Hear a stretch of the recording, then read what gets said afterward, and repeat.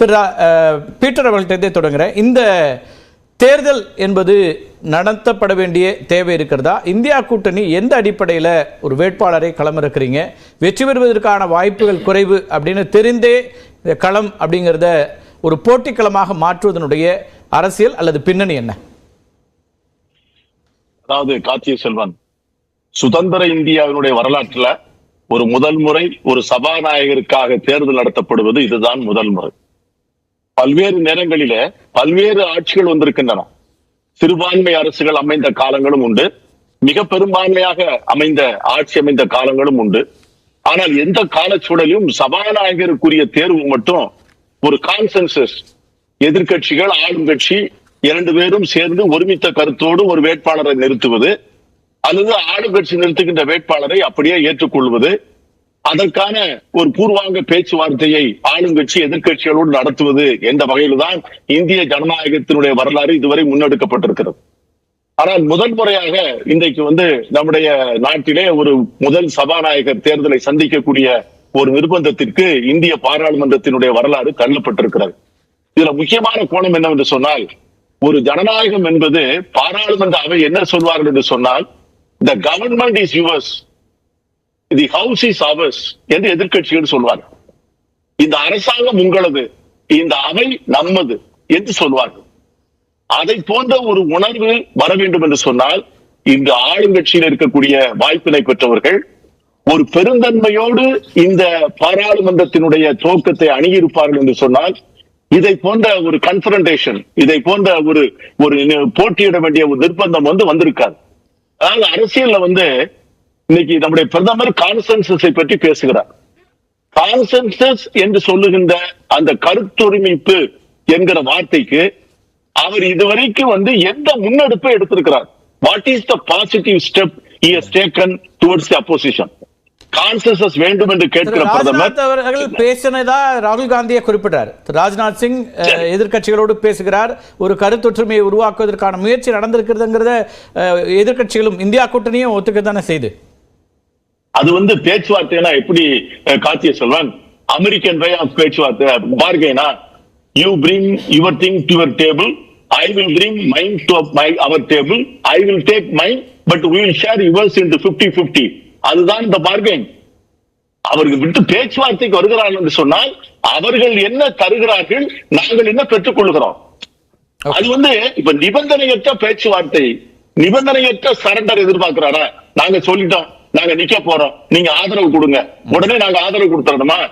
பதிலுக்கு எதிர்கட்சிகள் என்ன வைக்கிறார்கள்? ஏன் ராஜ்நாத் சிங் திரும்ப பேசவில்லை? ராஜ்நாத் சிங் ஒரு மரியாதைக்காக வேண்டியாவது நான் பேசினேன், அது சரியா வரல, நான் இல்ல இதுல நான் என்ன கேட்கிறேன் அப்படின்னா, ஏற்கனவே இந்த துணை சபாநாயகர் பதவி இல்லாமலேயே கடந்த காலத்தில் பாராளுமன்றத்தை நடத்திய வரலாறு மோடிக்கும் பாஜகவுக்கும் மட்டும்தான் உண்டு. சுதந்திர இந்தியாவுடைய வரலாற்றிலே இதுவரை எந்த பாராளுமன்ற அவையிலும் துணை சபாநாயகர் என்கிற பொறுப்பு இல்லாமல் இருந்ததில்லை. இப்ப அதுதான் நமக்கு சந்தேகம் இருக்கிறது. அவர்கள் என்ன சொல்கிறார்கள் சொன்னால், it cannot be clubbed together. இதை ஒன்றா சேர்த்து பேச முடியாது, இன்னைக்கு எலெக்ஷன் முடியட்டும், அது வரும்போது பார்க்கலாம். அது வராமல் இருந்து விட்டால், துணை சபாநாயகர் இந்த தேர்தலே வராமல் இருந்து விட்டால், அப்பொழுது எதிர்கட்சியுடைய நிலைமை என்ன? ஏமாந்த சோழகிரியா? ஆகவே இன்றைக்கு நீங்க 2-3 மெசேஜ சேர்த்து பார்க்கணும். இன்னைக்கு நவீன் பட்நாயக் சொல்லி இருக்கிறாரு, நாங்கள் ஒரு எதிர்கட்சியாக செயல்படுவோம். இன்னைக்கு மாநிலங்களவையில அவர்கள் நினைக்கின்றதை போல ஒரு ஸ்மூத் ரன் இருக்காது. நீங்க மோடி அவர்கள் இன்னும் 303 நிற்க கூடாது, அவர் இப்ப 260 தான். இன்னைக்கு இந்த இந்தியா கூட்டணிக்கு இன்றைக்கு இருக்கின்ற ஏறக்குறைய 240 இப்போ பிஜேபிக்கு இருக்கிறது 240 தான். 303 இருந்த மனநிலையே இப்பொழுது மோடிக்கு இருக்கக்கூடாதுன்னு சொல்றேன். இதுல முக்கியமான கோணம் என்னன்னா, ஒரு பெரிய சூட்சுமத்தை நீங்க பார்க்கணும். முதல்ல புரந்தரேஸ்வரி பேரை அவங்க கை புளோட் பண்ணாங்க. ஏன் புரந்தரேஸ்வரி பேரை புளோட் பண்ணாங்கன்னா, சந்திரபாபு நாயுடை பயம் காட்டுவதற்கு. அதாவது நாங்க நீங்க ஆதரவு கொடுக்கலன்னா நாங்க புரந்தரேஸ்வரியை நிப்பாட்டுவோம், அது குடும்ப பாலிடிக்ஸ், அந்த சந்திரபாபு நாயுடு ஏற்றுக்கொள்ள மாட்டார். அவருக்கு ஆதரவு தருவதற்கு அவர் என்ன சொல்றாருன்னா, புரந்தரேஸ்வரியை நிப்பாட்டாதீங்க, நான் ஆதரவு தர்றேன்னு சொல்றாரு. சிவசேனா கட்சியை கூப்பிட்டு அவர் வந்து ஷிண்டேயை கூப்பிட்டு இன்னைக்கு என்ன பேசுறாருன்னா, ஏக்நாத் ஷிண்டேய இன்றைக்கு வந்து அசம்பிளி எலெக்ஷனுக்காக வேண்டிய பேச்சுவார்த்தையை இன்னைக்கு அமித்ஷா நடத்துகிறாராம். யார் ஒத்துக்கொள்வார்கள்? அவங்க ஏற்கனவே வந்து அவங்க கேபினெட் மந்திரி கொடுக்கலன்னு கோபத்துல இருக்கிறாங்க. அவங்க வாக்குல எதிராக போட்டு விடக்கூடாது. ஆகவே என்ன சொல்றாங்கன்னா, அவங்களை கூப்பிட்டு உனக்கு அசம்பிளியில வந்து சீட்டு வேணும்னா இன்னைக்கு வந்து சபாநாயகருக்கு வந்து நீ வந்து எங்களுக்கு ஆதரவு கொடுக்கணும். இப்பொழுது இன்னைக்கு இந்தியா கூட்டணியினுடைய இந்த முன்னெடுப்பு என்ன செய்திருக்கிறது என்று சொன்னால், மோடி அவர்கள் கூட்டணி கட்சிக்காரர்களிடம் முன்னால் மண்டிய வைத்திருக்கிறது. வந்து லாஜிக்கலா இருக்க சார். ஏன்னா என்ன கேள்வி இருக்குன்னா, நீங்க வந்து ஒரு ஹார்ட் பார்கெனர்ஸ்னு 2 பேரை சொன்னீங்க. கூட்டணியில் இருக்கக்கூடிய நிதிஷ்குமார் அதே போல திரு சந்திரபாபு நாயுடு 2 பேருமே ஹார்ட் பார்கெனர்ஸ் அப்படின்னீங்க. சபாநாயகர் பதவியை நிச்சயமா அவங்க கேட்பாங்க அப்படிங்கிற இடத்துல இருந்து பிஜேபி இப்ப அவங்களுக்கு பெரிய போர்ட்போலியோவும் கொடுக்கல அல்லது சபாநாயகர் பொறுப்பையும் கொடுக்கலன்னா பழையபடி தங்களோட கண்ட்ரோல்ல தான் வச்சிருக்காங்க அப்படின்னு பார்க்க வேண்டியிருக்கா? அது வந்து இத இனிஷியலா வந்து இன்னைக்கு என்ன சொல்றாங்கன்னா, புரந்தரேஸ்வரிக்கு வந்து ஒரு பெரிய அசைன்மெண்ட் கொடுக்கறத சந்திரபாபு நாயுடு விரும்பவில்லை. அவங்களுக்கு வந்து ஒரு கேபினெட் மினிஸ்டர் கொடுக்கறதையும் சந்திரபாபு நாயுடு விரும்பவில்லை. ஏன்னா அவங்க வந்து ஒரு பேரலல் பவர் சென்டராக அந்த ஊர்ல வர்றது என்டிஆருடைய லீகசி. ஏன்னா அவங்க வந்து டாட்டர், அதனால she will claim more right to legacy than Chandrababu Naidu. ஆகவே அதை காண்பித்து இப்பொழுது சந்திரபாபு நாயுடு பயனாட்டிக் கொண்டிருக்கிறாங்க. நிதிஷ்குமாருடைய ஜேடியூவை 2ஆக பிளக்க போகிறோம் என்கிற செய்தி 3 நாள் டெல்லி பத்திரிகைகளிலே உலா வருகிறது. இந்த செய்திகள் கசிய விடப்படுகின்றன. So Nitish Kumar is also afraid. நான் என்ன கேட்கிறேன், இதை போன்ற இந்த மாதிரி சூழல்ல தானே தங்களுக்கு சபாநாயகர் பொறுப்பு வேணும்னு நினைப்பாங்க. ஏன்னா நீங்க வந்து கடந்த கால வரலாறுல இருந்து நீங்க இந்தியா கூட்டணி தொடர்ச்சியா அந்த குற்றச்சாட்டை வைக்கிறீங்க. ஒரு எம்எல்ஏ இருந்த இடத்துல ஆட்சி அமைச்சாங்க, அதே போல நடக்கலாம் அப்படின்னா இப்ப 2 பேருமே குறிப்பா நிதிஷ்குமாரும் அல்லது சந்திரபாபு நாயுடு தானே அதுல உறுதியா நிக்க வேண்டியிருக்கும். நாளைக்கு நம்ம கட்சியில் அந்த மாதிரியான உடைப்புகள் வந்தா அதுல முடிவெடுக்க வேண்டியது சபாநாயகரா இருக்குமேங்கிற இடத்துல இப்ப அதை விட்டு கொடுக்குறாங்களான்ற ஒரு கேள்வி வருதுல்ல? இல்ல, ஆசைப்படுறது வேற, ஆசைப்படுறத கேட்பதற்கான பார்கெயின் பண்றதுக்கான சக்தி இன்னைக்கு அவங்களுக்கு இருக்குதான்னு வேற. 2 பேருக்குமே இல்லை. ஏன்னா ஷிண்டேயும் நான் முடிச்சிடறேன். நிதிஷ்குமாரும் ஷிண்டேயும் பாஜகவுடைய தயவில் தான் முதலமைச்சர்களாக இருக்கிறார்கள். இன்னைக்கு வந்து சந்திரபாபு நாயுடு பொறுத்த வரைக்கும் ஒரு மிகப்பெரிய பைனான்சியல் டிசாஸ்டர் அவருடைய ஸ்டேட்ல இன்னைக்கு வந்து ஃபீஸ் பேசிங். சோ இதை போன்ற நிலைமையில இன்னைக்கு ஒரு கன்ஃபரன்டேஷன் வேண்டாம்னு நினைக்கிறாங்க. All other things are settled. இன்னும் வந்து 3 அசம்பிளி எலெக்ஷன் முடியட்டும். இந்த 3 அசம்பிளி எலெக்ஷன் முடிஞ்சா Modi will become more unpopular. மோடியினுடைய லீடர்ஷிப்புக்கு மிகப்பெரிய கிரைசிஸ் வரும். அந்த எப்பொழுது வந்து மோடி பலவீனமாக ஆரம்பிக்கிறாரோ மீண்டும், அப்பொழுதுதான் நிதிஷ்குமாரும் Chandrababu Naidu will start asserting their rights. அது வந்து இன்னைக்கு என்ன செய்யுதுன்னா, இன்னைக்கு இந்தியா கூட்டணி இந்த போட்டி போடுவதன் மூலமாக ஒரு செய்தியை சொல்கிறது. The opposition cannot be taken for granted. The opposition will fight every inch inside the parliament. முதல் நாள்ல இருந்தே அதை பார்க்க முடியுது. இந்த அவையினுடைய நடவடிக்கைகள் அப்படிதான் இருக்க போதாங்கிற கேள்வி இருக்கு.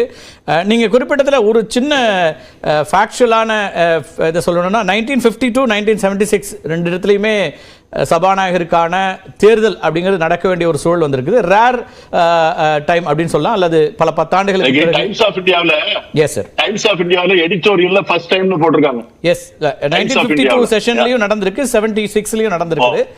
ஒரு ஃபேக்சுவல் இதுக்காக சொல்றேன். எஸ் சார் பல செய்தி ஊடகங்களையும் முதல் முறை தான் வருது. இருந்தாலும் அந்த ஃபேக்ட்ஸையும் நம்ம ரெஜிஸ்டர் பண்றேன். Yes I stand corrected. பாராளுமன்றத்தையும் சட்டமன்றங்களையும் ஒப்பிடுவது என்பது கம்பேரிங் ஆப்பிள் அண்ட் ஆரஞ்சு. ரெண்டுக்கும் இருக்க முடியாது. அப்படி கிடையாது. எந்த காலத்திலும் எந்த சட்டமன்றத்திலும் கொடுத்ததாக.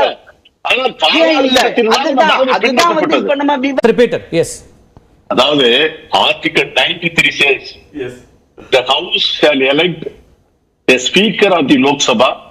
As per article 19 of the constitution, it says that the house of the people shall as soon as may be choose 2 members to be speaker and deputy speaker so often as the officers become vacant. ஒரே provision தான். ஸ்பீக்கருக்கும் deputy ஸ்பீக்கருக்கும் article 93 தான் provision. ஆகவே இந்த 2 எலெக்ஷனே ஒன்னாவே கூட நடத்திருக்கலாம். நீங்க 2 எலெக்ஷனே நடத்திட்டு இத நீங்க நீங்க ஒரு கான்சென்சஸ் அடிப்படையில் எதிர்க்கட்சி கொடுத்துட்டு இத நீங்க பண்ணிக்கலாம். நீங்க ஆசாரி அவர்கள் ஒரு விவரம் தெரிஞ்சவர், நான் தெரியாம பேசுறாருன்னு எனக்கு நான் சொல்ல மாட்டேன். அவர் எக்ஸ்கியூஸ் மீ கொஞ்சம் மிஸ்டீரியஸா பேசுறாரு. பேனலிஸ்ட் வேற, டெப்டி ஸ்பீக்கர் வேற. I know you know that. You know that. You know that. பேசல. இல்ல. இன்னொன்னு சொன்னா என்ன முக்கியம்னா கார்த்திகை செல்வன், ஸ்பீக்கர் மேல நம்பிக்கையில்லா தீர்மானம் வந்தால் deputy speaker will preside over the house. Yes, exactly. அதுதான் டெபுட்டி ஸ்பீக்கருக்கு இருக்கிற வெரி இம்பார்ட்டன்ட் ஃபங்க்ஷன். உடனே நம்பிக்கையில்லா தீர்மானம் அட்மிட் ஆன உடனே சபாநாயகர் இறங்கிடணும். The moment a no confidence motion is admitted in the house, he has to step down and deputy speaker will take control. இதுக்கு தான் அவங்க பயப்படுறாங்க. இப்போ சபாநாயகர் ஏன் ஓம் பிர்லா போடுறாங்கன்னா அவருக்கு தான் ஆர்எஸ்எஸ் பேக்ரவுண்ட் இருக்கு. அவர் ஒரு சுயம் சேவக். ராம ஜென்ம பூமியில அந்த ராம் டெம்பிள் இஷ்யூல, பாபர் மஸ்ஜித் டெமாலிஷன் இஷ்யூல அவர் ரொம்ப ஆக்டிவா இன்வால்வ் ஆனவர். ஆனா அவர் அவங்க இக்னோர் பண்ண முடியாது. ஆகவே நான் முதல்ல சொன்னேன், புரந்தரேஸ்வரி நேம ஃப்ளோட் பண்ணதே சந்திரபாபு நாயுடு ஜஸ்ட் கண்டெய்னிங் தான். ஒரிஜினல் நாளைக்கு ஒரு சீனியர் கேபினட் பொசிஷனை நீங்க புரந்தரேஸ்வரிக்கு கொடுக்காங்களா இல்லையான்னு பாருங்க. She will be made only as a committee chairman. நான் இன்னைக்கு சொல்றேன், அவங்களுக்கு ஒரு சீனியர் கேபினட் பொசிஷனை இந்த கவர்மெண்ட் கொடுக்காது. ஏன்னா சந்திரபாபு நாயுடு will displease சந்திரபாபு நாயுடு. இதை நீங்க போக நம்ம 2 வருடம் தான் பார்க்க போறோம், 2 வருடம் தான் விவாதத்துல வர போறோம். நம்ம கடந்த காலத்துல பார்க்கலாம். நம்முடைய கடமை என்னன்னு கேட்டீங்கன்னா, பிரதமர் எந்த கான்சென்சஸ்க்கும் ரெடியா இல்ல. அவர் he wants to run the government as if he was enjoying 303. அதுதான் நாங்க என்ன சொல்றோம், that is not the case now. அது இப்போ அந்த பிரச்சனை அல்ல. இப்பொழுது opposition is very strong. நாங்க உங்களை கொஸ்டின் பண்ணுவோம். We will hold you accountable. We will ask questions. Every constitutional provisions நாங்க we will take advantage of that. அதைத்தான் இன்னைக்கு இந்த எலெக்ஷன் நிரூபிச்சு. சார், அதான் இந்த மெசேஜ். இல்ல ஆச்சாரிய சொல்றாரு 303ங்கிறது இல்ல, ஆனா என்டிஏக்கு 293 இருக்குங்க. அதனால நாங்க யாரை நினைச்சாலும் சபாநாயகர் ஆக்க முடியும். ஆனாலும் கன்சென்சஸ்க்காக முயற்சிக்கிறோம். அதுதான் ஜனநாயகங்கிறார். அதுதான் நாங்க எடுக்கக்கூடிய முன்னெடுப்புங்கிறார். அதான் கார்த்திகர் அழகா சொன்னாரு, ஒரு நோ கான்பிடன்ஸ் மோஷன் கொண்டு வந்தா நம்ம போயிடுவாங்க, நான் கொண்டு வர்றோம். இது it is only a warning. ரெண்டாவது இன்னொன்னு என்னன்னு கேட்டீங்கன்னா, இன் கோர்ஸ் ஆஃப் டைம் நீங்க ஒரு பாறையில முதல் அடியில பாறை உடைஞ்சிடாது. பாறை 3வது அடியில உடையலாம், 4வது அடியில உடையலாம். ஆனால் முதல் அடியும் சேர்ந்துதான் 4வது அடியில எஃபெக்ட் வருது. நாங்க அடிக்கிற ஒவ்வொரு அடியும் ஷிண்டேக்கு தைரியம் கொடுக்கும். நாங்க அடிக்கிற ஒவ்வொரு அடியும் நிதிஷ்குமாருக்கு தைரியம் கொடுக்கும். நாங்க அடிக்கிற ஒவ்வொரு அடியும் சந்திரபாபு நாயுடுக்கு தைரியம் கொடுக்கும். ஆகவே இட் இஸ் எ ஜர்னி. அந்த ஜர்னில we have taken the first step. அதுல Modi will meet his Waterloo in the parliament, in this parliament. அதாவது கார்த்திகை செல்வன், சுதந்திர இந்தியாவுடைய வரலாற்றுல ஒரு தேர்ந்தெடுக்கப்பட்ட பிரதமர் முதல் முறையாக பதவியேற்ற உடனே அந்த பாராளுமன்றத்தினுடைய முதல் ஃபர்ஸ்ட் ரோ அவர்கள் எல்லாரிடமும் போய் வணங்கி கைகுலுக்கி மகிழ்ச்சியோடு வருவதுதான் அவரது. This is the first time இந்தியாவுடைய பிரதமர் எதிர்கட்சி வரிசையிலையும் முன் வரிசையில் இருக்கிற யாரிடமும் கை கொடுக்காமல் போய் அமைதியாக போய் உட்கார்ந்தது இதுதான் முதல் முறை. இது ஒரு ஆரோக்கியமான ஒரு முதல் துவக்கம் என்று நான் ஏற்றுக்கொள்ளல. ரெண்டாவது, இன்னைக்கு ஆசீர்வாத ஆசாரி சொன்னார் பாருங்க, நாங்க நினைத்ததெல்லாம் நடத்துவோம். நான் நிச்சயமாக சொல்றேன், உங்களால் எதையும் செய்ய முடியாது. முதல்ல நீங்க பாராளுமன்ற உறுப்பினர்கள் எண்ணிக்கையை கூட்டணும்னு நினைச்சீங்க, தென் மாநிலங்களினுடைய எண்ணிக்கையை குறைக்கணும்னு நினைச்சீங்க. அது இனிமேல் நடக்காது. ரெண்டாவது, நிதி டெவல்யூஷன் ஃபார்முலாவை நீங்க உங்களுக்கு சார்பா மாற்றணும்னு நினைச்சீங்க ஒன்றிய அரசுக்கு. இனிமேல் அதை உங்களால் அப்படி மாற்ற முடியாது. காஸ்ட் சர்வே எடுக்க வேண்டும் என்கிற தீர்மானத்தை இந்த கூட்டத்தொடரிலேயே கொண்டு வர போறோம். அதுக்கு சந்திரபாபு நாயுடும் நிதிஷ்குமாரும் வாக்களிக்கிறார்களா வாக்களிக்க மாட்டார்களா என்று நாங்கள் பார்க்கிறோம். ரெண்டாவது, ஸ்டேட்டஸ், ஸ்பெஷல் ஸ்டேட்டஸ் ஆந்திராவுக்கு நீங்க கேட்டீங்கன்னா இன்னைக்கு ஒரிசாவில் நவீன் பட்நாயக் கேட்டிருக்காரு, நிதிஷ்குமார் கேட்டிருக்காரு, நீங்கள் யாருக்காவது ஒருத்தருக்கு கொடுத்தீங்கன்னா இந்தியாவில் ஒரு மிகப்பெரிய அமளி துமளி வரும். நீங்க யாருக்கும் கொடுக்க முடியாது. அன்னைக்கு வருகிற குழப்பங்களை எல்லாம் எதிர்கொள்ள தயாராக இருங்க. இந்த பாராளுமன்றத்துல எதிர்கட்சிகளை அனுசரித்து போனால் நல்ல ஆட்சி நடத்தலாம். எதிர்கட்சிகளை அனுசரிக்கவில்லை என்று சொன்னால் it will be very bad day for the government. நன்றி நன்றி. வரும் நாட்கள்ல அவை எப்படி நடக்குதுன்னு பொறுத்தது பார்க்கலாம். நிகழ்ச்சியில் பங்கேற்ற விருந்தினர்களுக்கும் பார்த்த நேயர்களுக்கும் மிக்க நன்றி. மீண்டும் ஒரு நிகழ்ச்சி சந்திக்கலாம்.